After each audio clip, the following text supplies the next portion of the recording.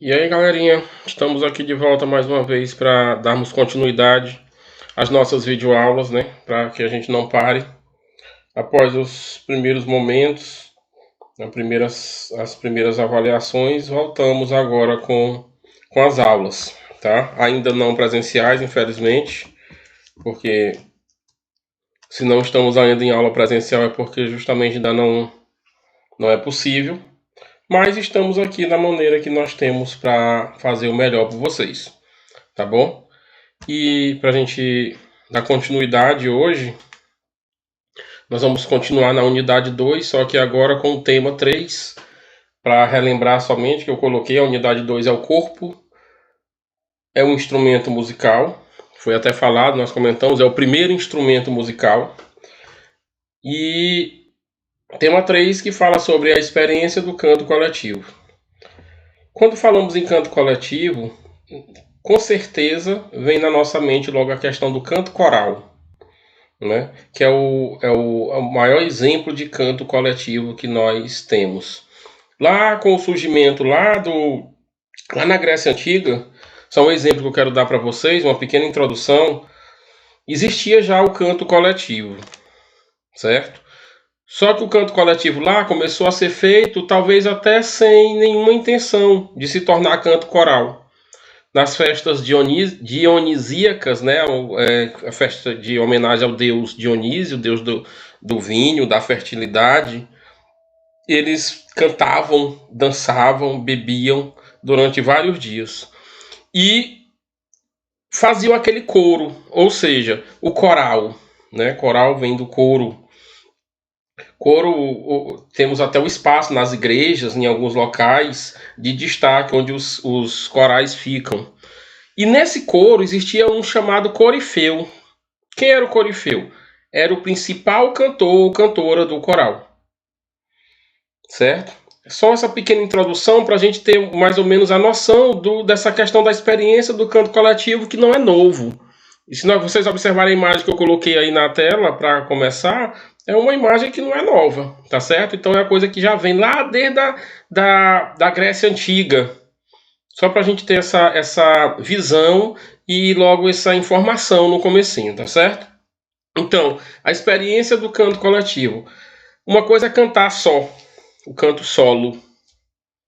Outra coisa é cantar em grupo, em dupla. Outra coisa é cantar em grupo, certo? Se torna uma coisa mais difícil. Por quê? Porque cantar em grupo precisa de uma sincronia, precisa de uma harmonia, precisa de um conhecimento, talvez até técnico, mas mais ainda de saber como se comportar perante as outras pessoas que estão cantando junto com você, certo? Não é simplesmente chegar lá, vamos cantar todo mundo de qualquer jeito. Dá certo? Talvez dê algumas coisas. Mas quando se fala nessa questão de canto coletivo, um grupo de pessoas é trabalhado, é ensaiado. Por quê? Porque tem que haver harmonia tem que ter sincronização para que tenha sentido. Não é feito de qualquer jeito, tá certo? Dando continuidade aqui, nós temos essa questão da experiência do canto coletivo. E aí nós colocamos a definição, né? Canto coletivo, ela vem lá do canto coral, como nós já falamos. Canto coral não é cantar de qualquer jeito, né? Nós sabemos nós podemos ter aquela visão e aquela definição de voz masculina tem um estilo, voz feminina tem outro estilo. Geralmente a voz masculina é mais grave. Geralmente a voz feminina é mais aguda. Em alguns casos específicos, pode ter homens com voz mais aguda, pode ter mulher com voz mais grave. Não tem problema, tá certo? E eu acho que até citei em aulas passadas para vocês. E se nós observarmos a imagem que nós colocamos aí, o coral geralmente ele é dividido assim: homens para um lado, mulheres para o outro. Não pela questão da divisão de sexo, porque tem que ser assim, não. É pela questão da voz, que a voz do homem lógico, vai compor. Aí é uma composição de vozes masculinas e femininas. Mas a voz do homem vai compor mais com a voz masculina, com todos os homens, e a voz feminina com todas as mulheres. Tá? É a arte ou técnica de se cantar em grupo. É uma das especialidades do canto coral. Existem vários corais pelo Brasil e pelo mundo que cantam excelente e cantam muito bem, primeira, segunda, terceira e até quarta voz, muitas vezes, dependendo da música. E é muito bonito. Mas por quê? Porque ele já tem uma definição, ele já sabe o que é cantar. E como eu falei anteriormente, é a questão de organização para poder ter sentido. Imagina um grupo aí de 10 pessoas, 20 pessoas cantando cada um do seu jeito. Né? Quantas vezes nós não já participamos, às vezes, do aniversário de alguém cantando parabéns, um canta de um jeito, outro canta de outro, um canta devagar, outro canta rápido, um canta alto, outro canta baixo, um bate palma de um jeito, outro bate palma de outro jeito. Vocês já pensaram? Por quê? Porque não é um ensaio. Mas os grupos que se apresentam, principalmente em igreja, seja ela católica, evangélica, seja em qualquer outro grupo, que vão se apresentar, eles fazem o quê? Primeiro, eles ensaiam para saber como eles vão fazer. Tá? E assim, gente, o aprendizado é uma constante repetição. Enquanto mais eu repito alguma coisa, mais eu vou aprender aquilo ali. Eu errei hoje, talvez amanhã eu não erre. Eu errei e vou até conseguir, vamos dizer assim, não me tornar um especialista, mas me adequar, muitas vezes, à pessoa que está organizando. Sempre tem aquele que canta melhor, sempre tem aquele mais ou menos, sempre tem aquele que quer ser cantor. Não quer dizer que não pode participar de um coral. Pode sim, pode, porque além de arte é técnica, tá? Mas também além de técnica tem vontade, tá certo? Então o canto coral, o canto coletivo, ele é isso. É junção, é organização, é união, é participação, é ajuda, tá certo? Vamos prosseguir. O canto coral, ele veio com o canto gregoriano. O canto gregoriano, ele já veio ligado aos rituais católicos. Lembrando, aqui eu não vou falar de religião A, religião B. Cada um tem a sua, vai para onde quer, tá certo? Mas aqui nós estamos falando do tema e o tema pede que a gente fale sobre isso. Sobre essa questão do canto gregoriano, tá certo? Eu me lembro que eu falei no comecinho sobre a questão do coro. É um grupo de pessoas cantando em estilo coral. O corifeu, quem será? É aquele que puxa o coral. Sempre é o que eu falei agora. Sempre tem aquele que tem mais força no sentido de talvez saber um pouco mais do que os outros, tá? E aí, esses rituais do canto gregoriano, o que é isso? O canto gregoriano é uma música agitada ou é uma música tranquila? Né? Como está ligado a rituais religiosos, mais ligado aos católicos aí, ligado aos católicos, é uma música mais tranquila. O canto gregoriano ele não tinha, alguns hoje já tem, mas não tinha acompanhamento, vamos dizer, instrumental. Hoje qualquer igreja tem, vamos dizer assim, tem os instrumentos. E o canto gregoriano, na sua base, na sua origem, ele é um canto apenas de voz. E é um canto assim um tanto que tranquilo, melancólico, não tem nada de agitação, tá certo?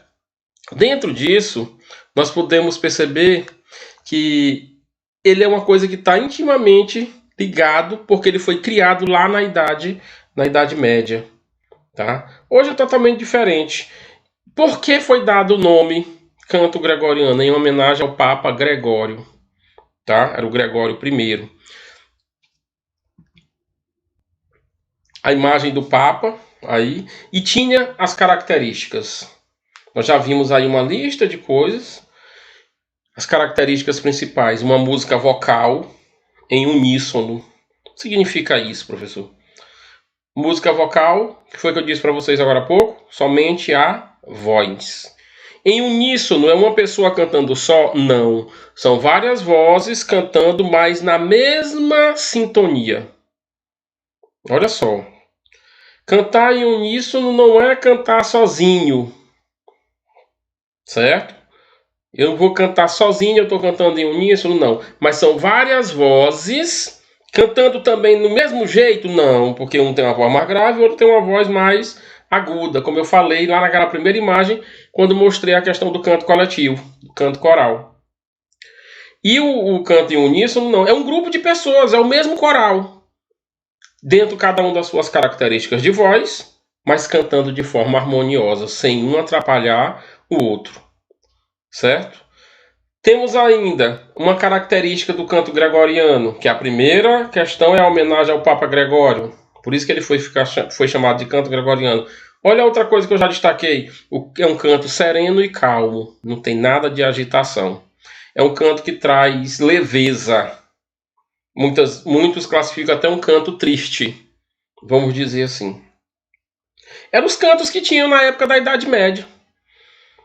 Né? As coisas foram evoluindo, as músicas foram ficando diferentes. Ainda hoje existe? Existe, sim. Existe. Mas não é na mesma proporção que existia antigamente. Mais precisamente na Idade Média. E ainda sem acompanhamento de instrumentos musicais. Tá certo? São as principais características do canto gregoriano. Tem outras características? Sim. Mas essas aí são as principais. Ainda sobre o canto gregoriano, nós temos essa classificação: música monofônica, música polifônica. Música monofônica, quando as pessoas têm que cantar em apenas uma só melodia.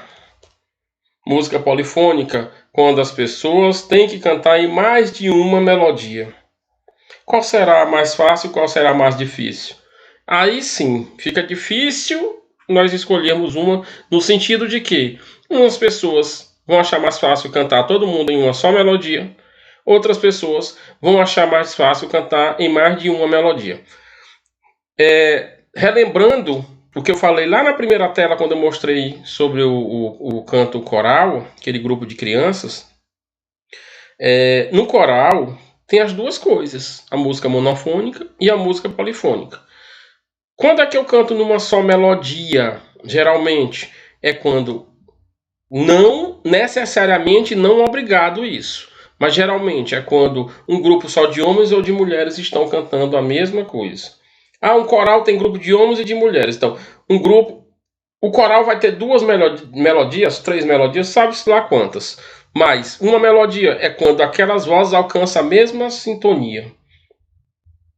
Mais de uma melodia, aí já vem o grupo das mulheres, é um grupo interligado com o outro. Olha só, música monofônica, tá? Uma só melodia. Não é uma só pessoa, é uma só melodia. Música polifônica, mais de uma melodia, tá certo? Temos ainda, naquela época, a chamada escrita musical, que antes a escrita musical era apenas uma memória coletiva. Por quê? Porque ela significava a questão de altura e duração de sons. As pessoas que naquela época elas tinham, vamos dizer assim, uma capacidade talvez, vamos botar essa palavra, né, capacidade bem grande de assimilar a altura das notas, vamos dizer assim, a duração. Eu vou tocar numa corda aqui, vamos supor, de uma harpa. Naquela época tinha muita harpa. E qual é a altura dessa harpa?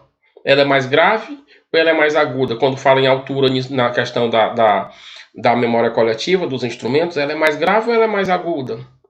A duração, ela é longa ou ela é breve? Quando eu toco, ela passa muito tempo ou ela passa pouco tempo? Isso foi antes. Depois, para que serviu? Para fixar e transmitir. Reproduzir o mesmo som. Olha só. No começo era só uma memória. Depois teve que fixar para poder transmitir o conhecimento. Ou seja, eu tenho que aprender sobre a música, sobre os instrumentos, sobre as peças, sobre as partituras que nós vamos já ver, para poder passar mais à frente para um outro grupo de pessoas. Como é que eu vou passar? E olha só essas escritas. Gente, a escrita musical nada mais é do que uma partitura. Quando a gente não entende, a gente olha e diz assim, que loucura é essa? O que é isso, meu Deus?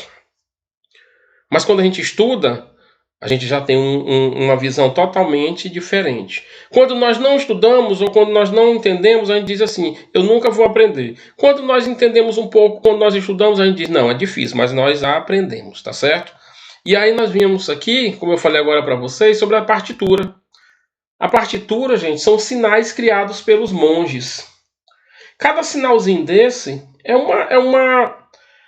uma nota musical, certo? É uma nota musical que eu vou voltar aqui para vocês entenderem. Aqui não tem nenhuma letra nessa escrita musical, nenhuma letra, só tem símbolo. Quando nós passamos mais adiante na partitura, nessa partitura tem aí o pentagrama. O que é o pentagrama? São essas 5 linhas que tem aí na horizontal, tá? Nas primeiras 5 linhas, que é o pentagrama, tem a clave de sol, na segunda tem a clave de dó e na terceira tem a clave de fá, desculpe, que são as três claves que tem, tá? Mas em todas elas tem as mesmas notas. Logicamente que dependendo de como começa, ela tem a disposição diferente, tá? Se vocês observarem, elas estão destacadas. Na primeira o sol está destacada, clave de sol. Lembrando que aqui nós não vamos estudar música não, viu? Eu não vou dar aula de música para vocês não, tá bom? Aqui clave de dó e aqui clave de fá. Geralmente, não obrigatoriamente, mas geralmente, se a maioria das pessoas que ensinam, que estudam, né, geralmente é na clave de sol, tá certo? Mas são sinais matemáticos criados. Isso aí não é uma coisa que foi inventada simplesmente por inventar. São sinais que foram criados. Para quê? Para dar mais facilidade às pessoas. Vocês lembram agora da outra tela que eu passei, que falava sobre a questão de só de lembrar, tipo a memória afetiva, vamos dizer assim. Já na outra questão é de assimilar, ou seja, fixar o aprendizado, para mim poder passar. É fácil aqui? Não é, mas se eu estudar, se eu tiver alguém que me oriente, eu vou aprender. Posteriormente, o que eu vou fazer? Pegar e passar para outra pessoa, que é assim que a gente multiplica o aprendizado. Não é, gente? Em tudo, em todas as áreas é assim que a gente multiplica. Então os monges criaram essa maneira matemática, certo? Com instrumentos. Para quê? Para ficar ficar bem melhor a fixação e mais ainda a transmissão para as outras pessoas, tá certo? Como eu disse, nós não vamos estudar aqui música. Eu estou mostrando aqui a questão da partitura porque tem a ver com o nosso assunto. E se vocês observarem as imagens aí, tanto da escrita musical, como das partituras aí dessa aí que eu estou mostrando para vocês, que na realidade aí não é, vamos dizer, é um pentagrama, né? Tipo de partitura, mas é um pentagrama, tá? Que é a mesma coisa, quando eu falo pentagrama, é a mesma coisa de dizer que é uma pauta musical, tá certo? E é uma partitura, tá bom? E nós temos ainda também o que é chamado de improvisação musical, certo? Desculpa. A improvisação musical, gente, não é fazer qualquer coisa. Não é. Mas é ter liberdade, tá? Existe um grupo de pessoas que são aqueles artistas que geralmente andam nas regiões litorâneas, nas praias. Aqueles cantores que andam com pandeiro, que andam com violão ou com a viola, e são os repentistas. A improvisação musical quer dizer isso, repente. São os maiores improvisadores. A gente dá um tema para eles, na mesma hora ele canta sobre aquele tema. Ele tem a capacidade, a inteligência de criar. E dentro dessa liberdade, nós temos o jazz. É um gênero desenvolvido por negros estadunidenses no início do século XX, tá? Que também tem essa liberdade de criar, de falar. Também não é fazer qualquer coisa, gente, tá? Por que a improvisação musical não é fazer qualquer coisa? É a mesma coisa da história do teatro. O teatro ele tem improvisação, é só uma comparação que eu estou fazendo. O teatro ele tem improvisação. Quando? Quando o artista, ou melhor, quando o ator, a atriz, esquece a fala. Mas a improvisação é feita de qualquer jeito? Não. A improvisação é feita de acordo com a história que está sendo contada. Na música, essa liberdade existe. Mas é assim, ele está criando.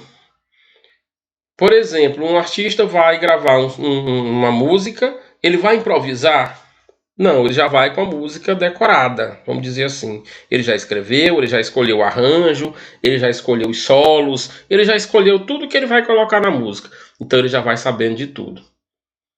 Improvisação geralmente é o chegar e alguém dizer, canta sobre tal tema, sobre esporte, canta sobre qualquer um outro tema, e eu vou ter a capacidade de criar e falar. E os negros estadunidenses, quando eu falo negros não é de maneira pejorativa, é porque fala aqui no livro os negros, porque é um gênero, o jazz é um gênero musical criado por negros, certo? E ele tinha essa capacidade de dar liberdade para a criação musical. Ou, melhor dizendo, para a improvisação musical. Tá? E aqui, para nós finalizarmos com a questão do canto coral, eu coloquei aqui novamente, né, a música monofônica. Olha só, a música polifônica. Eu botei duas setas que estão unidos numa só coisa. Nós temos bem aqui o maestro com uma batuta, né, que a gente chama de batuta, se não tiver errado, bem aqui, ó, aqui de costa para nós. Mas ele que está aqui regendo todo o coral, ele que está organizando. Quando ele está aqui, cada sinal que ele faz com a batuta, que é essa varinha aqui, ó, que está na mão dele, todo sinal que ele faz, o normal é que todos os componentes desse coral, todos, saibam o que significa. Cada vez que ele levanta essa batuta, cada vez que ele baixa essa batuta, cada vez que ele bota de um jeito, cada vez que ele bota de outro. Então lá vem a história novamente, por isso que eu repeti para ficar bem internalizado. Música monofônica é uma melodia, não é uma pessoa. Todos podem estar cantando aqui numa mesma melodia. Música polifônica, mais de uma melodia. Também todo mundo pode cantar em mais de uma melodia. Uma pessoa pode cantar em mais de uma melodia, não ao mesmo tempo. Tá? Ele pode cantar de uma forma, depois ele pode cantar de outra, tá certo? Isso aqui é o coral, isso aqui é o canto coral. Nós tínhamos um trabalho muito bom para a gente desenvolver com vocês sobre isso aqui, mas infelizmente, por enquanto, não vai dar certo. Por enquanto, tá certo? Então é aí, gente. Nós concluímos aí, é um assunto pequeno, não é um assunto longo. Vocês vão estudar no livro de vocês, vão ler, vão pesquisar em outros livros. Espero que isso aconteça para que assimilem mais a nossa videoaula e assimilem o conteúdo, tá certo? A tarefa vai ser assistir a videoaula, ler atentamente o conteúdo no livro didático, tá? E em seguida você vai fazer uma síntese deste conteúdo, tá certo? Você vai ler todinho, ler uma, ler duas vezes, tá? E essas tarefas, elas ajudam muito, gente, na hora da prova. Ajudam muito. Façam, não tenham pressa. A gente percebe muita pressa de aluno só em abrir e assistir a videoaula. Às vezes nem assiste direito, parece que dorme mais do que assiste. Tá? Prestem bastante atenção. Eu não estou generalizando, nem dizendo, não estou dizendo que são todos os alunos, mas a gente recebeu já várias reclamações de ter pouca aula. Então, assistam a aula uma vez, duas vezes, tá bom? Para que vocês assimilem mais. Aproveitem, porque não é todo mundo que está tendo essa chance, tá bom? E eu agradeço. Muito obrigado pela atenção. Um abraço em todo mundo. E até a próxima. Qualquer dúvida, lá no fórum, tá bom? Eu vou abrir o fórum, tem o horário, a tarefa eu vou botar lá a data até o dia que eu recebo, tá bom? E abraço a todo mundo, espero ter ajudado todos vocês também no dia de hoje, tá bom?